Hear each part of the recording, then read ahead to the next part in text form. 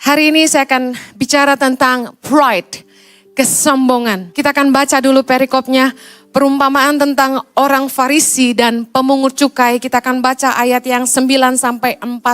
Saya undang saudara baca sama-sama. 3, 2, 1. Dan kepada beberapa orang yang menganggap dirinya benar dan memandang rendah semua orang lain, Yesus mengatakan perumpamaan ini. Ada 2 orang pergi ke bait Allah untuk berdoa. Yang seorang adalah Farisi dan yang lain pemungut cukai. Orang Farisi itu berdiri dan berdoa dalam hatinya begini. Ya Allah, aku mengucap syukur kepadamu karena aku tidak sama seperti semua orang lain. Bukan perampok, bukan orang lalim, bukan pezina, dan bukan juga seperti pemungut cukai ini. Aku berpuasa 2 kali seminggu. Aku memberikan 1/10 dari segala penghasilanku. Tetapi pemungut cukai itu berdiri jauh-jauh. Bahkan ia tidak berani menenggah ke langit. Melainkan ia memukul diri dan berkata, Ya Allah, kasihanilah aku orang berdosa ini.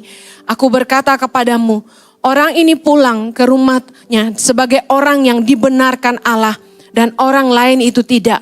Sebab barang siapa meninggikan diri, ia akan direndahkan. Dan barang siapa merendahkan diri, ia akan ditinggikan. Demikianlah firman Tuhan, katakan. Amen. Kunci menjaga hati kita supaya tetap rendah hati adalah kita tidak boleh merasa lebih benar dan kita tidak boleh merasa lebih besar dari orang lain. Katakan amin. Saya akan bahas tentang kesombongan yang pertama. Pride is comparing yourself with others and thinking that you are better than them. Kesombongan adalah ketika kita mulai membandingkan diri kita dengan orang lain dan berpikir bahwa kita lebih dari mereka. Lebih rohani. Lebih benar, lebih baik, lebih tahu, lebih berhikmat, lebih banyak berkorban, lebih saleh daripada orang lain. Tadi dikatakan dalam ayat yang 11, orang Farisi ini mulai bilang gini, aku tidak sama seperti semua orang lain. Dia bandingin dirinya sama orang lain. Aku bukan perampok, dia bilang. Aku bukan orang lalim, bukan pezina, bukan juga seperti pemungut cukai ini. Perhatikan apa yang terjadi. Kesombongan adalah ketika kita mulai membandingkan diri kita dengan orang lain dan kita merasa kita lebih daripada orang lain, dan ini bahayanya kesombongan. Kita mulai menghakimi orang lain. Dia bilang, aku gak seperti pemungut cukai ini. Tanda orang yang mulai tinggi hati adalah mulai membandingkan dirinya dengan orang lain. Merasa lebih dan mulai menghakimi. Justru di Alkitab kita baca orang-orang yang beragama, orang-orang yang tahu Taurat paling banyak. Justru mereka lah yang paling sering mencobai Yesus dan menghakimi Yesus. Hati-hati, banyak kali kita tuh gak sadar waktu kita mulai sombong. Bahkan orang yang baik sekalipun itu bisa sombong. Ketika orang baik berpikir, saya kan orang baik. Itu udah kesombongan. Hati-hati ketika kita berasa, kita kan orang benar. Saya pernah katakan bahwa di dalam kekristenan, penghakiman sangatlah kuat sekali.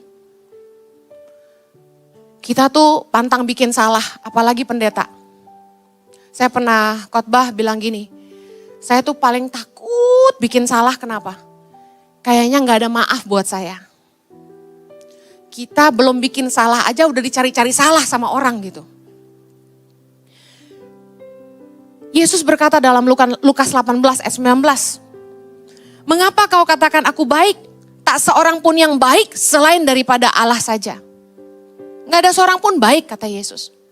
Jangan pernah ngerasa kita orang baik. Gak ada yang baik. Di tengah-tengah kebaikan aja seringkali kita gak baik kok. Kesombongan adalah ketika kita merasa atau kita berpikir bahwa kita telah melakukan lebih banyak daripada orang lain. Tadi orang Farisi itu bilang gini, aku berpuasa 2 kali seminggu. Aku memberikan 1/10 dari segala penghasilanku. Ketika orang tuh melakukan ibadah mereka, mereka gampang banget menghakimi orang lain yang mereka rasa nggak melakukannya. Yang puasa menghakimi yang gak suka puasa. Yang suka doa menghakimi yang gak suka doa. Yang rajin baca Alkitab menghakimi yang suka baca Alkitab. Bukankah suatu kesalahan ketika apa yang kita lakukan bagi Tuhan, ibadah kita malah menjadi sebuah kesombongan bagi kita. Jangan sampai ibadah kita, apa yang sebenarnya itu sesuatu yang kita persembahkan sama Tuhan, malah jadi sesuatu yang kita banggakan, itu kesombongan. Yesus berkata dalam Lukas 17 ayat yang ke-10 gini, apabila kamu telah melakukan segala sesuatu yang ditugaskan kepadamu, hendaklah kamu berkata, kami adalah hamba-hamba yang tidak berguna. Kami hanya melakukan apa yang harus kami lakukan. Yang nyumbang banyak gak usah merasa lebih hebat. Yang lebih pintar khotbah jangan merasa lebih hebat. Penting sekali untuk kita ngerti bahwa untuk jaga kerendahan hati, kita tidak boleh merasa kita lebih. Saya percaya Yesus tuh banyak ngajarin kita di firman Tuhan. Orang-orang yang merasa benar, itu yang suka menghakimi Yesus, menghakimi orang lain. Dan Yesus bilang di firman Tuhan, orang ini pulang sebagai orang yang tidak dibenarkan oleh Tuhan. Ironis sekali bukan kalau kita pikir kita udah melakukan segala ibadah kita. Tapi ternyata semua itu gak berkenan kepada Allah. Karena ibadah itu menjadi sebuah kesombongan bagi kita. Yang hidup kudus menghakimi yang tidak hidup kudus. Yang gak ngerokok menghakimi yang ngerokok katanya. Yang bukan pemabuk menghakimi yang minum. Gak usahlah saling menghakimi. Mari menguji diri sendiri. Karena pertanggungan jawab kita sama Tuhan tuh masing-masing. Amin. Dulu saudara saya bilang gini.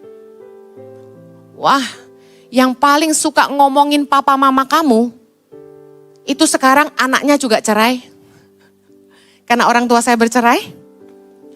Dan ada keluarga yang paling sering ngomongin orang tua saya. Anaknya sendiri bercerai. Dari situ saya belajar. Hati-hatilah nilai orang lain, jangan sampai kita pun buat yang sama. Benar gak? Saya gak berani komentarin keluarga orang lain. Jangan-jangan anak saya juga bikin yang sama. Jangan merasa lebih benar.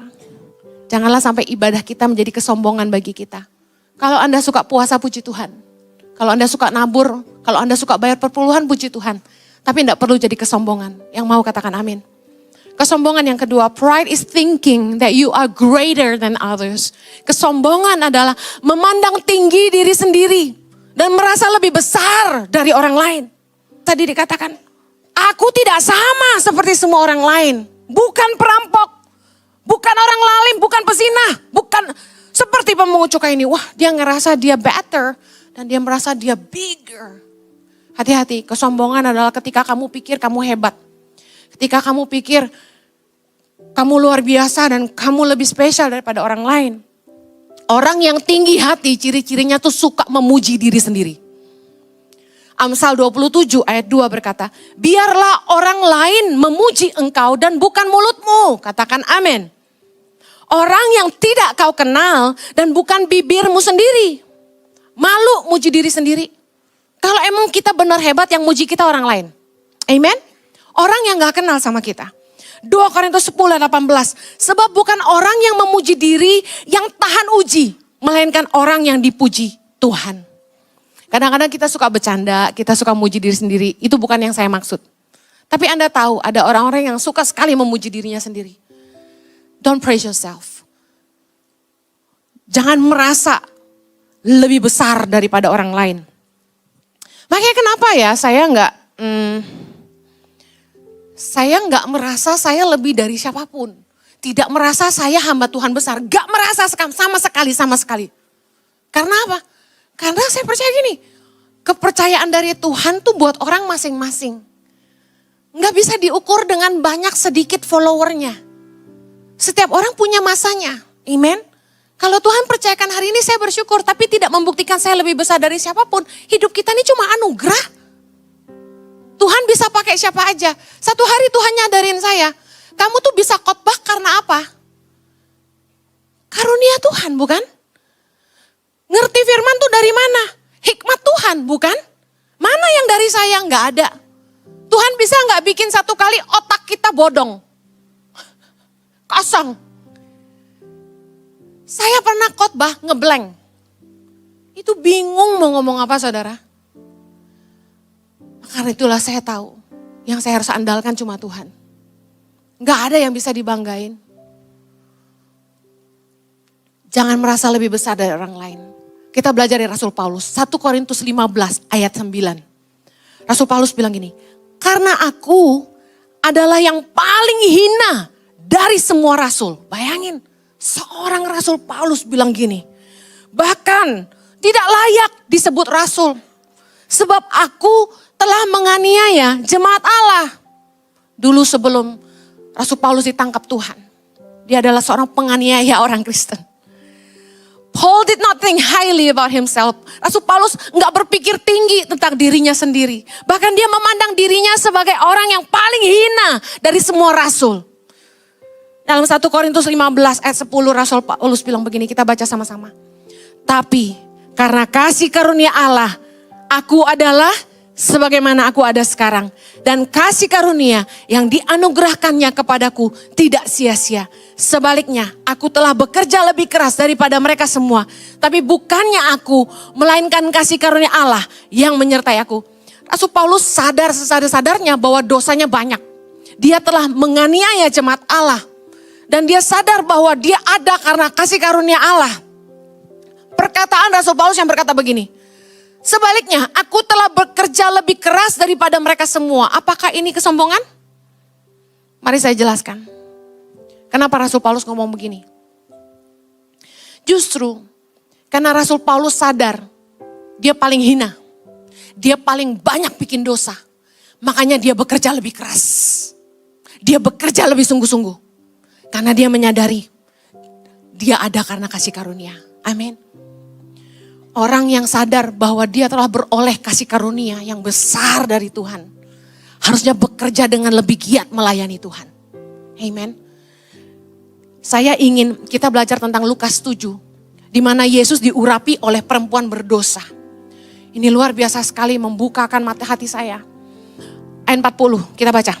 Lalu Yesus berkata kepadanya, Simon, ada yang hendak kukatakan kepadamu. Sahut Simon, katakanlah guru. Ada 2 orang yang berhutang kepada seorang pelepas uang.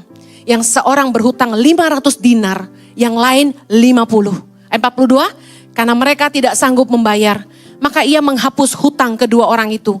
Siapakah di antara mereka yang akan terlebih mengasihi dia? Ayat 43, jawab Simon, aku kira dia yang paling banyak dihapuskan hutangnya. Kata Yesus kepadanya, betul pendapatmu itu. Ayat 44, dan sambil berpaling kepada perempuan itu, ia berkata kepada Simon, engkau lihat perempuan ini, aku masuk ke rumahmu, namun engkau tidak memberikan aku air untuk membasuh kakiku. Tetapi ia membasahi kakiku dengan air mata dan menyekahnya dengan rambutnya. Engkau tidak mencium aku, tetapi sejak aku masuk, ia tiada henti-hentinya mencium kakiku. Engkau tidak meminyaki kepalaku dengan minyak, tetapi ia meminyaki kakiku dengan minyak wangi. 47. Sebab itu aku berkata kepadamu, dosanya yang banyak itu telah diampuni. Sebab ia telah banyak berbuat kasih. Tapi orang yang sedikit diampuni, sedikit juga berbuat kasih. Menarik sekali, Yesus bilang begini. Kalau ada 2 orang yang punya hutang, 1.500 dinar, itu sekitar 25.300.000. Kemudian yang satu lagi berhutang 50 dinar, 2,5 juta. Kira-kira kalau dihapus hutangnya, mana yang lebih mengasihi orang itu? Jawab Simon, yang paling banyak dihapus hutangnya. Bahasa sehari-harinya gini, yang lebih kamsya itu yang utangnya paling banyak. Ngerti ya? Yang paling banyak berterima kasih pasti yang hutangnya paling banyak. Amin. 2,5 juta dibebasin mah, oke lah. Tapi 25 juta dibebasin, itu haleluya. Amen.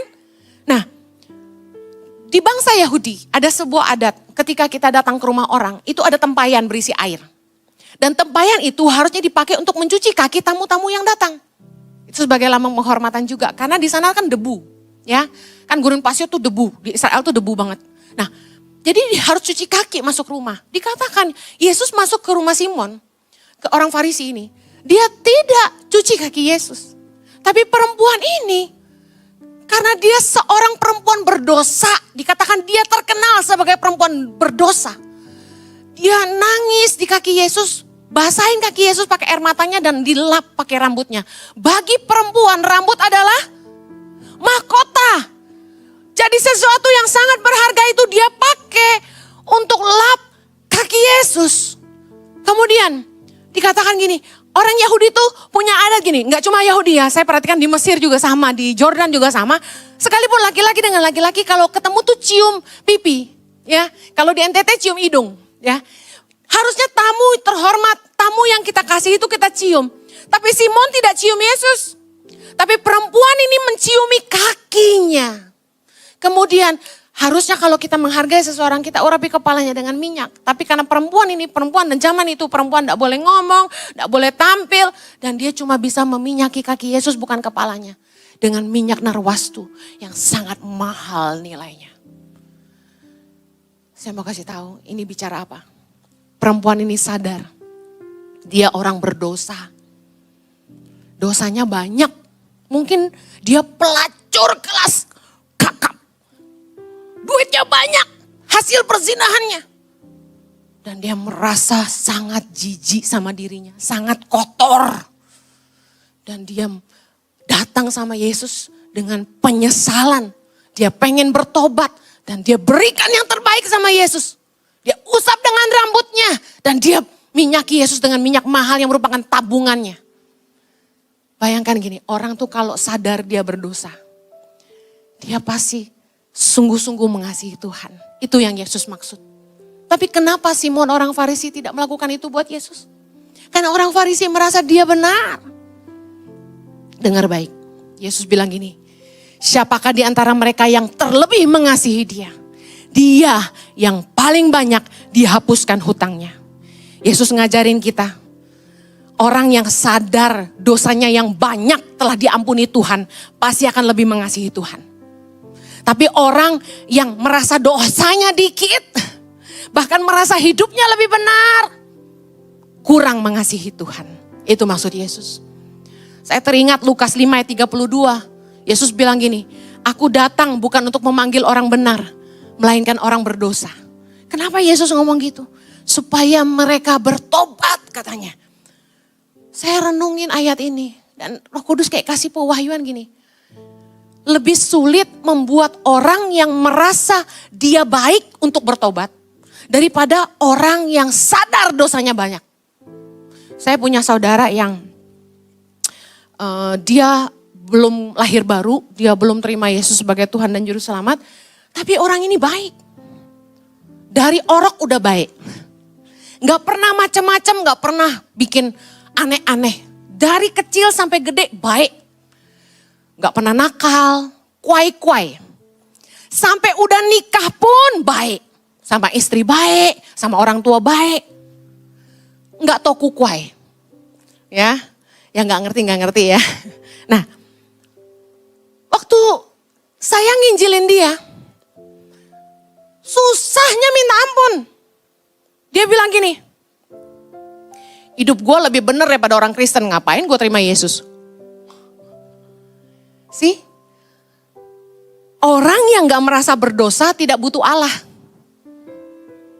Saya jadi ngerti kenapa Yesus bilang aku datang bukan memanggil orang benar, melainkan orang berdosa supaya mereka bertobat. Karena lebih susah menangin orang yang merasa benar dibandingin orang yang merasa dosa gue banyak, gue gak layak. Banyak kan teman-teman kita yang kalau diajak ke gereja jawabnya apa? Enggak lah, dosa gue banyak. Gue masih sering bikin dosa. Mereka ngerasa gak layak. Tapi Yesus datang buat mereka. Orang yang berpikir, saya orang baik, saya orang benar. Yang kayak gini-gini nih gak ngerasa butuh kasih karunia Allah. Saya ingin lihat tangan-tangan orang-orang yang membutuhkan Allah. Saya pernah khotbah gini, di gereja tuh kita gak boleh saling menghakimi. Kenapa? Orang tuh datang ke gereja, artinya mereka masih butuh Tuhan dalam hidup mereka. Kita ini jangan pernah merasa saya orang benar. Kita harus merasa kita orang-orang yang perlu dibenarkan oleh Yesus suatu hari nanti. Siapa yang akan jadi pembela kita di tatap penghakiman Tuhan? Yesus.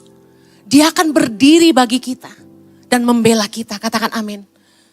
Kalau Anda belum pernah masuk surga, jangan menghakimi orang. Jangan merasa benar. Orang yang terbukti benar sudah di sana. Yang mengerti katakan amin. Kalau Anda belum pernah ke sana, jangan menghakimi orang.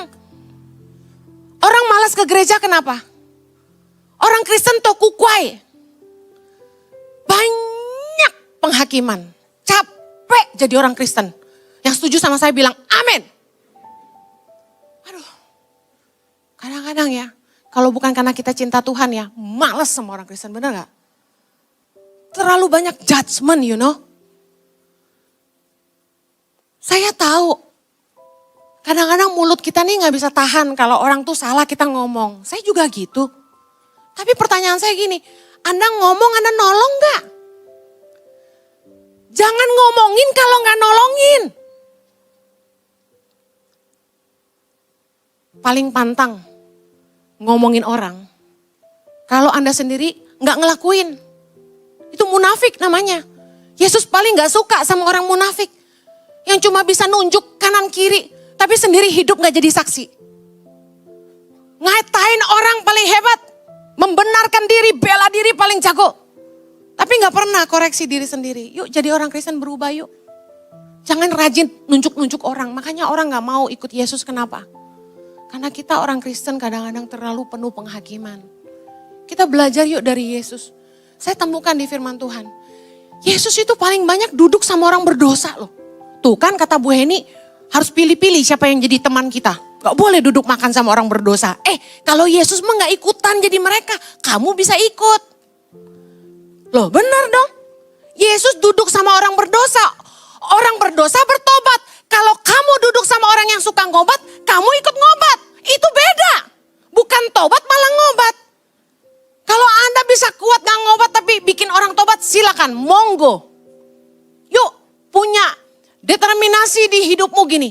Siapapun yang ketemu saya harus dengar tentang Yesus.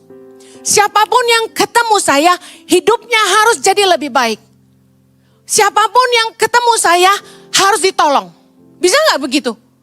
Jangan cuma ngomong kalau gak nolong. Bolaku. Saya tiap kali ketemu staff. Tadi saya juga baru ngobrol sama office girl. Saya bilang, saya panggil dia. Kamu gimana kabarnya? Dia ketawa-ketawa. Baik. Saya bilang, saya langsung lihat dia. Enggak, kamu enggak baik. Duduk. Duduk sama saya. Ibadah satu tadi. Ngobrol sama dia. Baru ngobrol sebentar dia udah nangis. Saya tanya apa yang saya bisa bantu. Saya tahu pergumulannya. Saya langsung bilang, ya udah deh yuk, mama tolong kamu. Kan anak-anak semua panggil mama. Anda jangan panggil saya mama, udah kebanyakan yang panggil mama. Yuk mama bantu yuk, kamu mau apa? Ini ada warung di depan, kamu bantu, kamu masukin makanan yuk, mama bantuin. Yuk catering pengerja kamu yang bikin, nanti mama modalin. Semua kita bahas. Kalau kita cuma kepo doang. Sini, ada apa? Oh gitu loh. Habis itu, oh ya ampun kok kamu mau sih sama dia? Bokek gitu loh. Habis itu keluar ngomongin orang. Ih si itu, mau aja dia kawin sama si itu. Padahal lakinya gak punya duit loh. Itu gak nolong. Attitude harus berubah. Jangan ngomong kalau gak nolong, amen. Sekali-kalinya kita ngomong sama orang tuh harus yang berguna gitu loh. Yang nolong hidup orang, ngerubah hidup orang. Jangan ngomong kalau gak membangun, gak perlu. Katakan kanan kirimu, jangan omong kosong. Ini lari dari khotbah nih. Pasti ada yang suka ngomong kosong nih. Well, miliki hati gini. Kalau datang sama Tuhan, aku orang yang butuh dibenarkan Allah. Jangan kayak orang Farisi yang datang ke gereja menghakimi kanan kiri. Tapi jadilah seperti orang pemungut cukai ini yang dia tahu dia banyak dosa. Dan dia butuh kasih karunia Allah. Dikatakan menengadah ke langit aja gak berani. Tapi memukul diri dan berkata, aku gak layak. Orang ini yang kata firman Tuhan, dia pulang sebagai orang yang dibenarkan Allah. Kesombongan itu. Merasa lebih benar dan lebih besar daripada orang lain. Ingatlah baik, kita ada hari ini karena kasih karunia Allah. Katakan amin. Belajar kayak perempuan yang berdosa ini. Dia tahu hidupnya banyak dosa. Apa yang dia lakukan? Dia justru belajar ngasih semua yang terbaik buat Tuhan. Orang yang sadar dosanya banyak akan mengasihi Tuhan lebih banyak. Saya diingatkan Tuhan gini. Lebih sulit ngebimbing orang yang ngerasa benar. Saya jadi ngerti. Kenapa orang-orang yang merasa benar gak bisa ditegur. Merasa lebih senior gak bisa ditegur. Kekristenan mengajarkan banyak hal tentang kasih. Mengajarkan banyak tentang kerendahan hati. Tapi apa yang sulit adalah ini. Ketika kita bilang ini, saya udah tahu. Kasih, khotbah cetek. Saya udah tahu. Saya punya temen yang bilang sama saya, kalau Hedni khotbah, gue udah tahu semua yang dia mau ngomong. Hebat. Tapi pertanyaan saya tahu khotbah saya cetek. Paling tentang hidup sehari-hari yang mungkin Anda pun sudah pernah dengar. Tapi pertanyaan saya, berapa banyak kita yang benar-benar sudah lakukan dan hidupi? Sederhana bukan? Saya rasa yang Yesus ajarin di firman Tuhan gak sulit-sulit banget sih. Semua tentang hidup aja. Apa yang kita bisa lakukan buat orang lain jauh lebih penting dari sekedar apa yang kita bisa ngomongin tentang orang. Amen. Wanita ini, dia sadar hidupnya berdosa. Makanya dia kasih yang terbaik buat Allah. Saya mau akhiri gini. Kalau Anda sadar bahwa hidupmu telah ditebus. Tuhan sudah menyelamatkan kamu. Hidupmu sudah lunas dibayar. Kamu harus sadar bahwa hidupmu tuh milik Tuhan. Hidupmu bukan milik kamu lagi, kata firman Tuhan. Katakan hidupku milik Tuhan. Kalau Anda sadar bahwa hidupmu bukan milik kamu lagi, yang Anda harus lakukan gini. Anda harus hidupi kehendak Tuhan. Jangan nyanyi, I did it my way. Hidupmu sudah ditebus. Sudah lunas dibayar. Ibarat budak kita sudah dibeli. Siapa yang beli kita? Yesus. Katakan hidupku milik Kristus. Kalau Anda sadar bahwa hidupmu adalah milik Kristus, Anda harusnya menghidupi apa yang Tuhanmu mau. What is the desire of your master? Apa yang Tuhan mau buat hidupmu? Kalau Anda sadar bahwa dosamu yang banyak sudah ditebus Tuhan, harusnya begini, apa yang aku bisa kasih buat Tuhan? Apa yang aku bisa lakukan buat Tuhan? Perempuan berdosa ini gak hitung-hitungan. Dia kasih semua yang dia punya. Semua yang berharga buat dia, dia kasih buat Tuhan. Beda sama orang Kristen. Tiap kali kita datang sama Tuhan, kita bukan tanya apa yang Tuhan mau. Kita bukan tanya apa yang aku bisa lakukan buat Tuhan. Tapi kita selalu perintah-perintah Tuhan dalam doa kita. Tuhan berkati aku. Tuhan, aku udah jomblo lama nih. Kirim dong pasangan hidup. Tuhan, aku mau pergi ke Jepang. Jaga rumahku ya. Tuhan, aku mau beli mobil. Aku keliling 12 kali. Kasih ya. Tuhan, aku minta ini, minta itu. Tuhan jawab ya. Kalau Tuhan gak jawab, apa yang kita lakukan? Marah, kecewa. Kok Tuhan gak kasih sih? Tuhan kok gak jawab doa sih? Kita minta keturunan, Tuhan belum kasih, kita marah. Padahal hidup ini punya siapa? Hidup ini punya Tuhan. Jangan pernah terlalu sombong. Merasa kita udah lakukan banyak buat Tuhan. Kita udah kasih Tuhan banyak. Yang melayani mungkin bilang gini, gue udah bangun pagi-pagi nih buat melayani di ICI. Gue udah kasih waktu gue nih buat pelayanan. Gue udah nabur banyak nih buat pekerjaan Tuhan. Saya kasih tahu, semua yang kita bisa itu karena anugerah. Gak ada yang milik kita. Apa yang milik kita? Anda bangun pagi sehat, siapa yang kasih kesehatan? Tuhan. Anda bisa napas, yang kasih napas siapa? Tuhan. Anda kaki gak sakit bisa jalan datang ke gereja, siapa yang kasih Anda sehat? Tuhan. Kekuatan yang kamu punya dari siapa? Tuhan. Apa yang kamu kasih ke Tuhan? Kita cuma kembaliin punyanya Tuhan. Sebagai orang-orang yang mengerti sudah diampuni. Harusnya kita bilang gini, Tuhan aku juga mau kasih yang terbaik buat Tuhan. Belajar dari perempuan berdosa yang sadar dia udah banyak salah. Rasul Paulus, dia sadar dia banyak dosa. Dia rasul yang paling hina. Dia gak merasa dia yang paling besar di antara semua rasul meskipun Alkitab Perjanjian Baru separuh dia yang tulis. Tapi dia sadar dia orang berdosa. Dia bisa semua karena kasih karunia. Karena itu dia bekerja lebih keras. Bicara apa sama kita hari ini? Jangan terlalu sombong sama Tuhan. Kamu bisa nabur karena berkat Tuhan. Dialah yang menyediakan benih bagi para penabur. Dan roti untuk dimakan. Kita kaya karena kekuatan yang dari Tuhan. Kita bisa karena anugerah. Jadi, mari kasih yang terbaik. Kasih yang kamu bisa buat Tuhan. Berikan hidupmu. Tanya sama Tuhan, apa yang Tuhan mau aku lakukan buat Tuhan. Tiap kali saya doa, saya cuma bilang gitu doang sama Tuhan. Tuhan mau saya bikin apa? Tuhan mau saya ngapain? Saya bilang, let me be the puppet in your hand. Bikin saya jadi puppet di tangan Tuhan. Saya cuma mau lakukan yang Tuhan mau aja. Saya mau jadi orang yang bodoh aja buat Tuhan.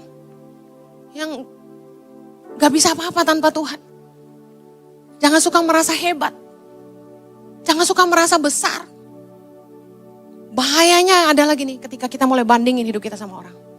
Makanya, saya jarang buka YouTube saya. Saya gak pernah ngecek subscriber udah berapa. Yang ngasih tahu saya suami saya terus. Dia yang pantau-pantau.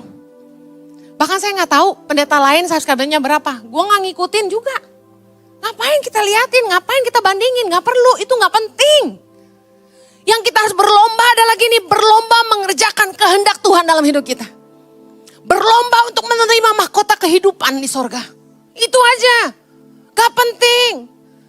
Jangan sombong, katakan sama dirimu jangan sombong. Apa yang kamu udah kasih buat Tuhan gak ada. Kamu cuma mengembalikan bagian Tuhan. Amen.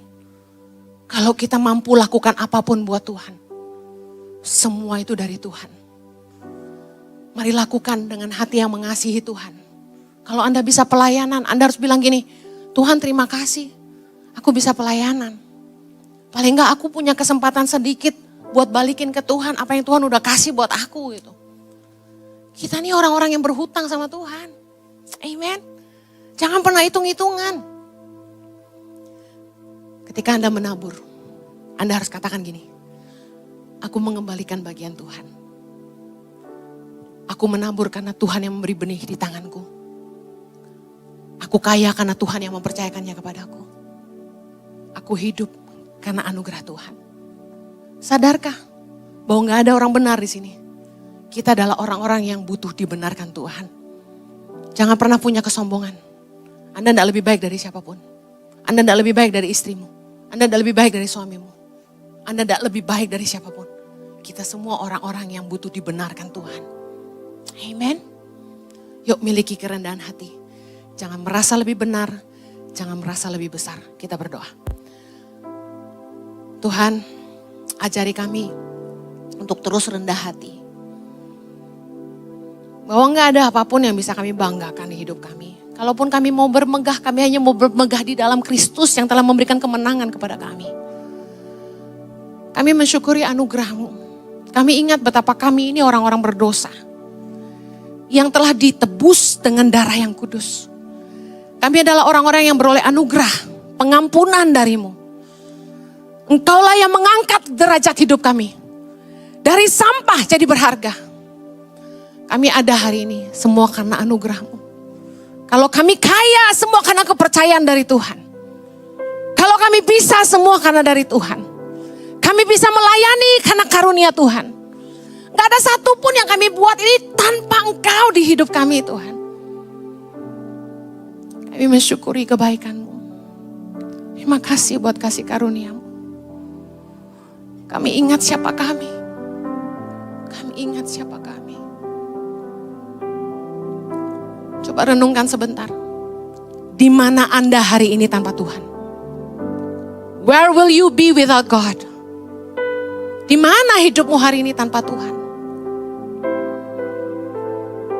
Thank you Jesus. Anda yang pernah lewatin maut, ucap syukur sungguh-sungguh. Katakan, where will I be without your grace, Lord? Terima kasih Tuhan. Thank you Father.